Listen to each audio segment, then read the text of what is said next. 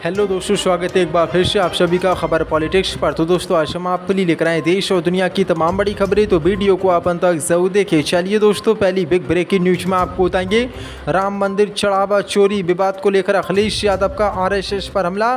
कहा सुरंग जीबी अब बेनकाब, ना अयोध्या माफ करेगी ना देश। वहीं दोस्तों, अगली खबर में आपको बताएंगे आयतुल्ला अली खामने की अंतिम विदाई में लगे अमेरिका विरोधी नारे। अंतिम संस्कार में रखा गया 14 महीने की पोती का छोटा सा ताबूत।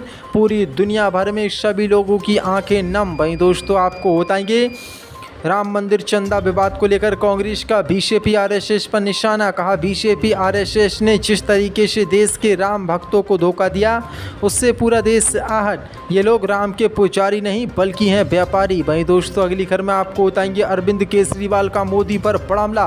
कहा पीएम मोदी को जवाब देना होगा, आप उन लोगों को क्यों बचा रहे हैं जिन्होंने लाखों राम भक्तों की आस्था को लूटा। वहीं दोस्तों, आपको सभी खबरों को इनको विस्तार से आपको बताएंगे, तो वीडियो को आप लाइक कर चैनल को सब्सक्राइब ज़रूर कर लें। इसी के साथ दोस्तों, पहली बड़ी खबर का कृष्ण राम मंदिर चढ़ावा विवाद को लेकर अखिलेश यादव का आरएसएस पर बड़ा हमला। कहा सुरंग जीबी अब बेनकाब, ना अयोध्या माफ़ करेगी ना देश। दरअसल आपको बता दें, समाजवादी पार्टी के राष्ट्रीय अध्यक्ष अखिलेश यादव ने राम मंदिर चढ़ावा मामले को लेकर बीजेपी और आरएसएस पर बड़ा हमला बोला है। अखिलेश यादव ने बिना किसी का नाम लिए सोशल मीडिया पर कहा कि सुरंग जीबियों को आखिरकार बाहर आना पड़ा है और आरोप लगाए कि असली दोषियों को बचाने तथा जनाक्रोश से बचने के लिए दूसरों को आगे किया जा रहा है। अखिलेश यादव ने कहा कि इस मामले में सच्चाई अतः सामने आएगी और दोषियों को ना अयोध्या माफ़ करेगी, न देश, ना ही भगवान। अखिलेश यादव ने कहा कि आखिरकार सुरंग जीबियों को बाहर आना ही पड़ा क्योंकि अब अक्षय का पानी सुरंग में गले तक भर गया है। फिर भी 140 करोड़ देशवासी और दुनिया भर के चंदा दान देने वाले सनातनी पूछ रहे हैं कि हर काम में आगे रहने वाले इस घोर गंभीर मसले पर खुद सामने क्यों नहीं आए और अपने से पीछे वाले को आगे क्यों कर दिया। क्या इसमें से भी ये सोचकर साजिश की गई कि महापाप के दोष और जनाक्रोश से खुद को बचा लो और दूसरों को फंसाकर उससे सफाई दिलवा दो। जो षड्यंत्र जी भी रहे हैं तो वो आपस में ही एक दूसरे की मुख विरी कर रहे हैं। बंटवारे की लड़ाई सारे राज्य खोल देगी।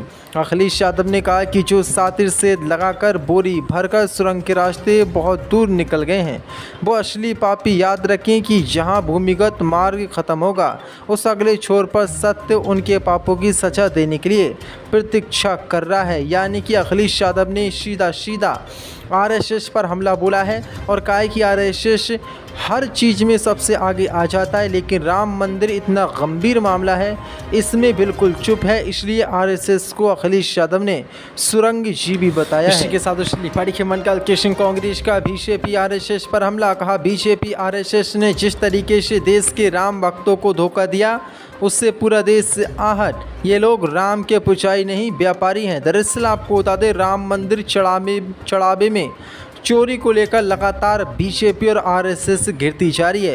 कांग्रेस समेत अन्य विपक्षी दलों के नेता लगातार बीजेपी और आरएसएस पर हमला बोले हैं। अब इसी क्रम में कांग्रेस विधायक आराधना मिश्रा ने पार्टी कार्यालय में एक प्रेस कॉन्फ्रेंस की। इस दौरान उन्होंने राम मंदिर में चढ़ावा चोरी के मुद्दों को लेकर बीजेपी और आरएसएस पर बड़ा हमला बोला। आराधना मिश्रा ने कहा कि अयोध्या के राम मंदिर में बीजेपी आरएसएस के लोगों की देखरेख में चढ़ावा चोरी के महापाप को अंजाम दिया गया है। ऐसे में आरएसएस के लोग सिर्फ टेलीप्रॉम्प्टर पर मैसेज पढ़कर अपनी जिम्मेदारी से भाग नहीं सकते।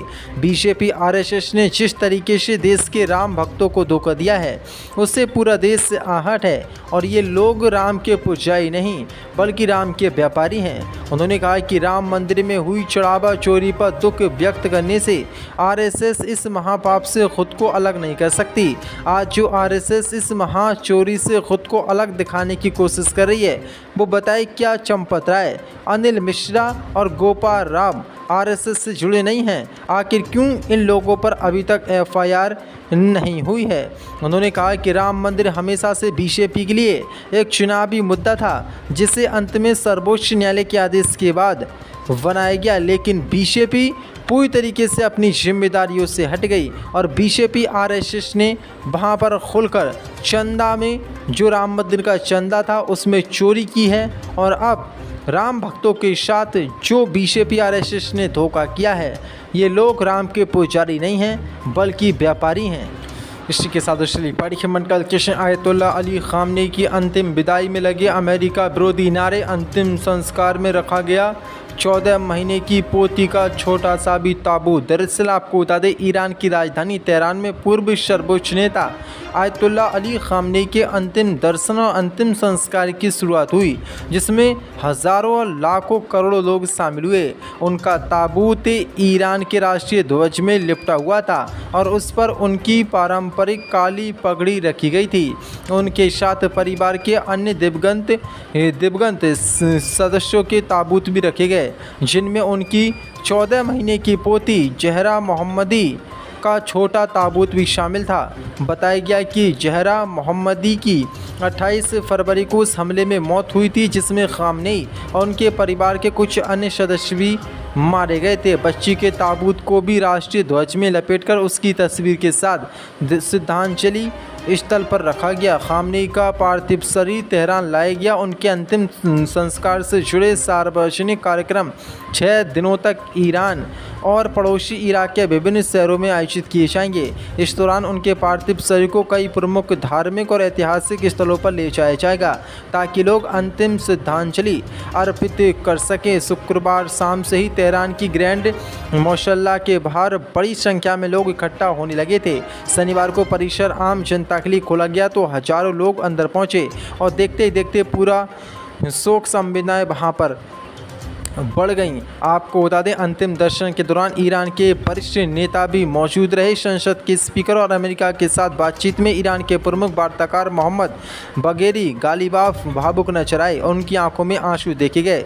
श्रद्धांजलि देने वालों में अहमद बाहिदी भी शामिल थे, जिन्हें उस हमले के बाद रेवोल्यूशनरी गार्ड का प्रमुख बनाया गया था, जिसमें उनके पूर्ववर्ती अधिकारी की भी मौत हो गई थी। पढ़िए मंडल कृष्ण अरविंद केजरीवाल का मोदी पर हमला। कहा, पीएम मोदी को जवाब देना होगा। आप उन लोगों को क्यों बचा रहे हैं जिन्होंने लाखों राम भक्तों की आस्था को लूटा। दरअसल आपको बता दें, अयोध्या राम मंदिर में हुई चढ़ावा चोरी पर आम आदमी पार्टी के राष्ट्रीय संयोजक अरविंद केजरीवाल ने मोदी पर बड़ा हमला बोला है। उन्होंने कहा कि गोवा और पूरे भारत से लाखों श्रद्धालुओं ने श्री राम मंदिर के निर्माण के लिए आस्था के साथ दान दिया। आज सोने के गहनों, चांदी की ईंटों, हीरो, नगद दान और लगभग 200 करोड़ रुपए के मूल्य के चढ़ावे की चोरी के आरोपों ने उस आस्था को हिलाकर रख दिया है। अरविंद केजरीवाल ने कहा कि कथित तौर पर 2 करोड़ रुपये मूल्य की ज़मीन राम मंदिर ट्रस्ट को सिर्फ 10 मिनट में 18 करोड़ रुपये में बेच दी गई। इस प्रोजेक्ट से जुड़े इंजीनियरों ने कथित तौर पर रिकॉर्ड पर कहा कि निर्माण के टेंडर मंजूर करने के लिए 40% कमीशन की मांग की गई थी। सीसीटीवी फुटेज में सिर्फ 40 दिनों में चोरी की 70 घटनाएं कैद हुई। उन्होंने कहा कि ये तो बस शुरुआत भर है। आज हर राम भक्त के मन में एक ही सवाल है, क्या असली दोषियों को सजा मिलेगी। 2 करोड़ रुपये की ज़मीन राम मंदिर ट्रस्ट को 18 करोड़ रुपये में बेची गई। मंदिर का चढ़ावा चोरी हुआ और सीसीटीवी में 70 चोरियां पकड़ी गईं। ऐसे में कोई कैसे कह सकता है कि प्रधानमंत्री मोदी को इसकी कोई जानकारी नहीं थी। अरविंद केजरीवाल ने कहा कि राम मंदिर ट्रस्ट में पूरी तरीके से प्रधानमंत्री मोदी के चुने हुए सदस्य शामिल हैं, जिनमें चंपत राय भी हैं। सख्त कानूनी कार्रवाई करने के बजाय सरकार ने सिर्फ अपने लोगों को बचाने पर ध्यान दिया है। आईबी ने राम मंदिर ट्रस्ट में कथित तौर पर चंदे की चोरी और गड़बड़ियों के बारे में प्रधानमंत्री मोदी को 12 रिपोर्ट सौंपी थी। जो नेता देश भर में हर एक वोटर और यूथ पर नजर रखता है, उसे अपनी नाक के नीचे हो रहा करोड़ों का घोटाला कैसे दिखाई नहीं दिया। पीएम मोदी को जवाब देना होगा। आप उन लोगों को क्यों बचा रहे हैं जिन्होंने लाखों राम भक्तों की आस्था को लूटा है, यानी कि बड़ा हमला अरविंद केजरीवाल ने मोदी पर बोला है और राम मंदिर चोरी का मोदी से सीधा जवाब मांग लिया है।